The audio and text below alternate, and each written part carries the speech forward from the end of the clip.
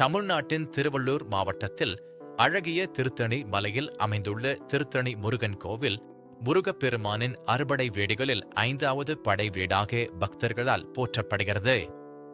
இந்த புனித ஸ்தலம் சென்னை நகரத்திலிருந்து சுமார் 87 கிலோமீட்டர் வடக்கு திசையிலும் அரக்கோணம் நகரத்திலிருந்து 18 கிலோமீட்டர் தொலைவிலும் அமைந்துள்ளது. கடல் மட்டத்திலிருந்து 700 அடி உயரத்தில் உயர்ந்து நிற்கிறது.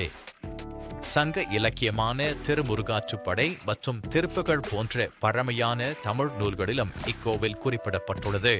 சூரபத்மனுடன் நடந்த கடும் போருக்கு பிறகு முருகப்பெருமான் தனது கோபத்தை தணித்துக் கொண்டு அமைதி பெறுவதற்காகவே திருத்தணி மலைக்கு வந்ததாக புராணங்கள் கூறுகின்றன. சிறு என்ற கோபத்தை தனி என்று தனித்த இடமாகவே திருத்தணி என்ற பெயர் உருவானது. இது தேவர்களின் பயத்தை நீக்கிய இடமாகவும் முனிவர்களின் பகைகளை தணித்த இடமாகவும் அடியார்களின் துன்பங்கள், கவலைகள், பிணிகள், வறுமைகள் ஆகியவற்றை தணிக்கும் இடமாகவும் நம்பப்படுகிறது.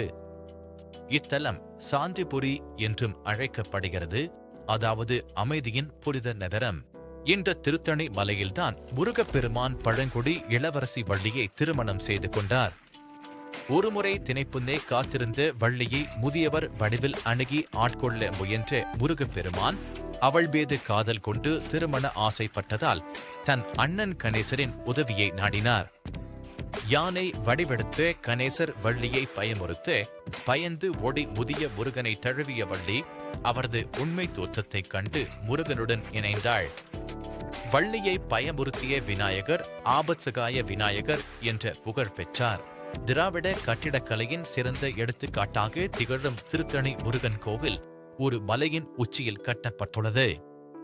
கோவிலை அடைய 365 படிகள் ஏற வேண்டும். இவை ஒரு வருடத்தின் 365 நாட்களை குறிக்கின்றன. படிகளை ஏறுவது தொடர்ச்சியான பக்தியை குறிக்கிறது. கோவிலில் நுட்பமான கற்புரைகள், அழகிய ராஜகோபுரம், முருகப்பெருமான், வள்ளி, தெய்வானைக்கு அர்ப்பணிக்கப்பட்ட சன்னதிகள் உள்ளன. மூலவரர் நின்ற கோலத்தில் சக்தி ஹஸ்தம் எனப்படும் வடிவில் காட்சி தருகிறார். வேல் அலங்கார நேரங்களில் மட்டும் சாத்தப்படுகிறது. பிரதான சன்னதி லட்சம் ருத்ராட்சங்களால் கட்டப்பட்டது.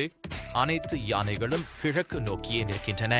திருத்தணி முருகன் கோவிலில் ஆண்டு முழுவதும் பல்வேறு விழாக்கள் கொண்டாடப்படுகின்றன. முக்கியமானவை ஆடி கிருத்திகை மற்றும் தெப்ப உற்சவம். ஆடி மாத கிருத்திகை நட்சத்திரத்தில் 3 நாட்கள் நடைபெறும் ஆடி கிருத்திகைக்கு லட்சக்கணக்கான பக்தர்கள் தமிழ்நாடு, ஆந்திரா, கர்நாடகா, கேரளாவிலிருந்து வந்து காவடி, பால்குடம், முட்டை அடித்து நேர்த்தி செல்கின்றனர். இவ்விழாவில் முருகனை வழிபடுவதால் கர்ம வினைகள் நீங்கும், செவ்வாய் தோஷம், திருமண தடைகள் அகலும், குழந்தை பாக்கியம், நோய் தீர்வு, செல்வ செழிப்பு கிடைக்கும் என ஐதீகம். தங்க கவசம், தங்கவேல், தங்க கிரீடம் அணிந்து காட்சி தருவார். ஆடி கிருத்திகையின் பகுதியாக 3 நாட்கள் சரவண பொய்கை திருக்குளத்தில் தெப்ப உற்சவம் நடைபெறும்.